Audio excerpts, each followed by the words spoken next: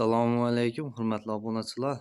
Yine Ustanovga tayyorlagan eshiklarimizni bir qator qisqacha obzor qilib beramiz. Arziman bir mehnatimiz qadrlab bir like'larni bosib, kanala obuna olup ko'rishni unutmanglar. Görüp kuzatib boraverasizlar. Yine bu eshikimizga keladigan bo'lsak yine zamoklar ham 5 keldi. Zamok orijinal yine. Lapçaylarını yine göreverasizlar. Arkalar ali kapı. Beklenişlerimine kol ucu.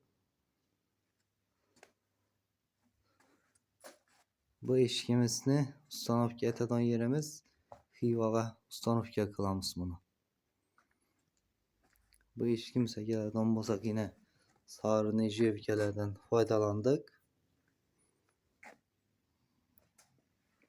Kraskalar ham yine dayva kraska, dayva lak urildi.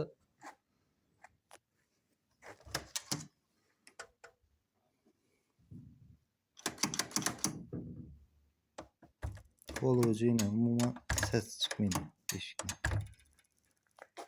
Yozuvlarni ham yine göreverasizlar, üst aşağı bir xil.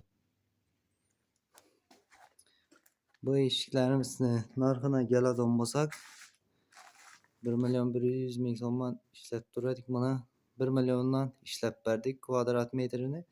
Dastlabki ustanovkasi Xorazm Qoraqalpog'iston bo'ylab. Kimga shunday eshiklar, darvozalar kerak bo'lsa murojaat qilaverasizlar. Telefon nomerlarimizni ekranda qoldiramiz.